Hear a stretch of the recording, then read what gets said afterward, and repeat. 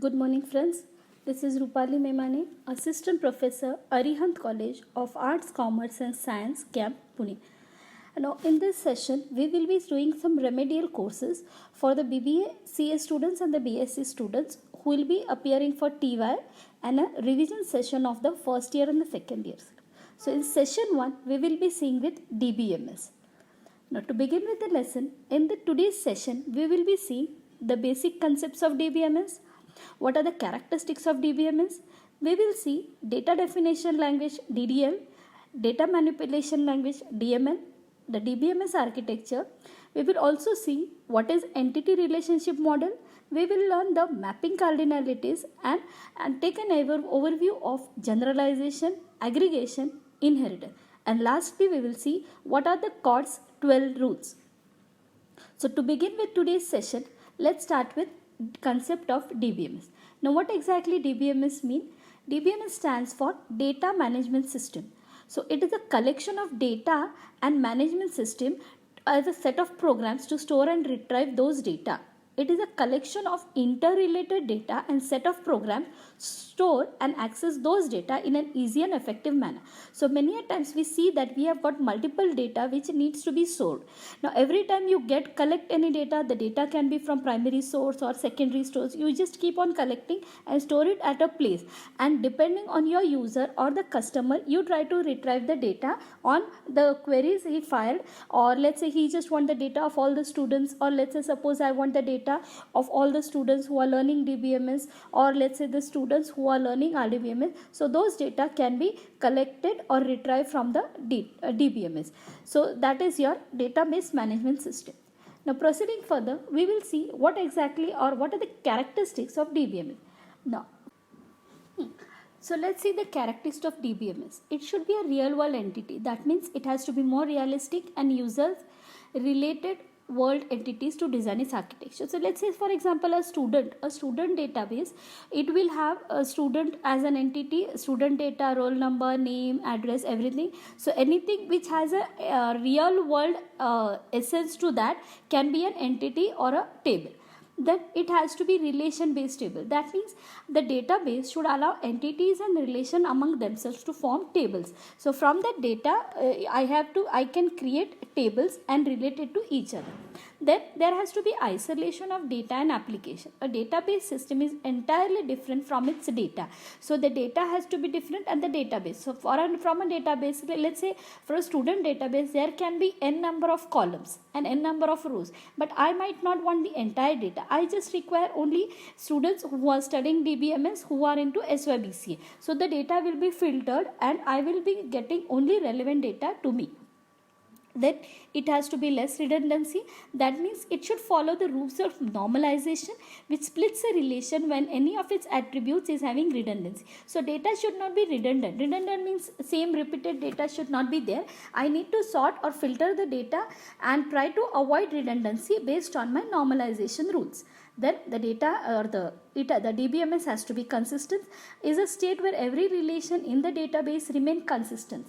It can provide greater consistency as compared to earlier forms. So data has to be consistent before the transaction and after the transaction. That means there should be not any discrepancy with the data.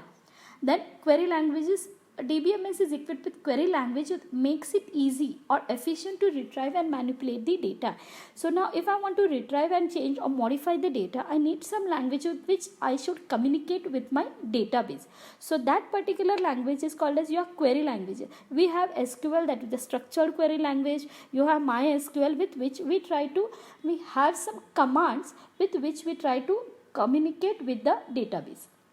Then the DBMS must follow the ACID properties. Now ACID properties means A for atomicity, then consistency, isolation and durability. In your previous lectures or in the previous years, you have already learned what are the ACID properties. Atomicity means it has to be isolated. That means at a time only a single transaction should take place. Consistency means the data has to be consistent before the transaction and after the transaction. Isolation means when I am working on that particular data, no other user or no other transaction should happen on that particular data. That means I isolate that data from the others.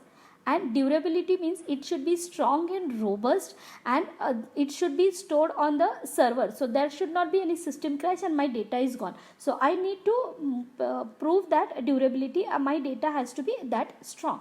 Then next is multi-user and concurrent. So a data must be multi-user, and at a time many users or other transactions should happen on that particular data. Then multiple views, it should show me multiple views for different users. Maybe at a lower level I just want to do some data entry operator, then the screen should be different, or if I am a decision maker, then my screen should be different, whatever views I want. So views should differ with respect to the levels and the user. And lastly, the most important is secure. The data must have security constraints, which while entering the data there must be a password login, or I try to constrain some other operators from accessing my data with the data control language or the DCL. Then proceeding further, we see what is the DDL, that is a data definition language. Now it deals with the database schemas and the description of how the data should reside in the database. So for example, how do I want to define my data? So I need to create the table, then whether I want to create the table, I want to create the index, I want to create a view, a store procedure, a function, or trigger anything. So with the create command, I try to create it. Then alter, if I want to change the structure of the existing database. I have already created the data, but I want to change its data type. A basic structure I want to change, I use the alter command. Then is the drop. So the objects from the database which I don't want, I use the drop command to drop the language, to drop the data. Then is the truncate, it removes all the records from the table and including all the spaces. Then comments, if I want to add some comments for the data dictionary. Basically what is the data means, some more explanation with respect to that data if I want to give, I can add it through the comments. Then if I want to rename an object, I have the rename command. So these are all the DDL commands. Then proceeding further, you have the DML command, that is a data manipulation language. Now what is data manipulation language? If I want to work on the data, let's say I want to find out some data, I want to retrieve the data, I use the select command. I want to insert some data, I use the insert command. If I want to update some already existing data into the table, I have the update command. If I want to delete some records, the delete command. Merge means if I want to merge two tables together, then I have the merge command. Upsert operation, it is combination of both insert and update. And a call command, which is used to call a PL/SQL or a Java subprogram. Then proceeding further, let's see what is a three-tier architecture. A three-tier architecture separates its tiers from each other based on the complexity of the user, how they use the data present. So here in the image you can see that you have a database tier and you have the presentation tier. So database tier is where actually your database is stored, that means your server end, and presentation is how the data is going to be accessed. So in that, in between, I have a third tier called as the application tier, which will coordinate and communicate with the database and the presentation tier. So this way the user is going to apply it's a DDL or DML commands and try to access the data and retrieve it. So this is the database tier. In the database tier, the database resides along with its query processing language, and in the middle or application tier, this tier resides the application server and the programs that access the database. Now the end users are unaware of any existing of the database beyond this application. So they are totally unaware of the database tier, and the user, they operate on the tier and they know nothing about any existing of the database beyond this layer. At this layer, multiple views of the database can be provided by the application. So then coming to what exactly you mean by the entity relationship model. Now you know what is an entity. So any real-time value or any real-time object can be called as an entity. Then how do this relate in a model? So ER is best used for conceptual design of a database. Now entity relationship or the ER model is based on the notion of real world entities and the relationship among them. Now looking at this diagram, here I have an entity with some attributes. I've got two entities with different attributes, and then how I try to relate it. So this is a graphical representation. An entity will be in a rectangle box and the attributes will be represented with ellipse, and the relationship will be in a diamond. So entity is a real world entity having the properties called as the attributes, and every attribute is defined by its set of values called as the domain. For example, a school database, a student is considered as entity. Student will have attributes like name, age, class, phone number, guardian number, etc. And relationship, the logical association among the entities is called as a relationship. Relationships are mapped with entities in various ways, and mapping cardinalities will define the number of associations. We will see what are the mapping cardinalities. Now mapping cardinality means the number of entity in one entity set which will be associated with the number of entities in other entity set. For example, I can have the cardinality as 1 to 1 or 1 to many, then many to 1 and many to many. Let's see each of them in details. Now let's see 1 to 1. Now one entity from entity set A can be associated with at most one entity. So here if you see in entity set A you have got 4 objects, in entity set B you have got 4 entities. So the relation is 1 to 1. That means one entity is related only to the other in just one thing. In 1 to many, one entity may be related to one or more than that entity. So in that it is called as one entity, one to many entity. You can see that the first object is related to the first and the second in the B. Similarly from B the third object is related to fourth and fourth is. So here I have got one entity relating to the many entity. Proceeding further, I have many to many. Now more entities from entity set A will be associated with most entity in entity set B. So with the diagram it's easy for you to understand the concept.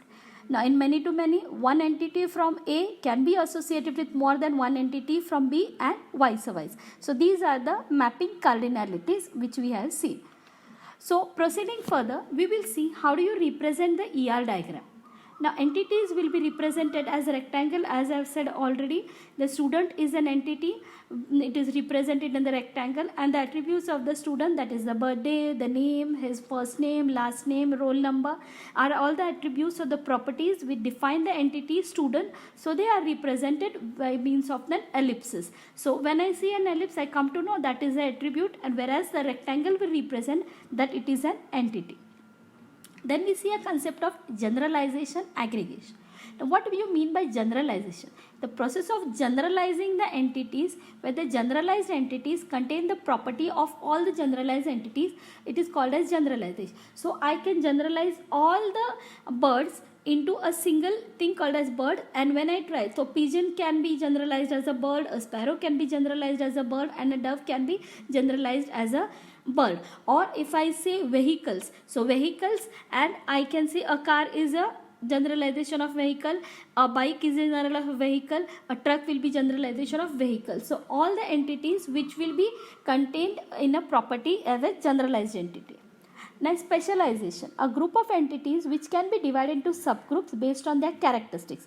Now let's say here I have an example, a person. So a person is a person can be a student, a person can be a teacher. So it is a specialization which is represented by the triangle which represent that student and a teacher are a specialized form of a person.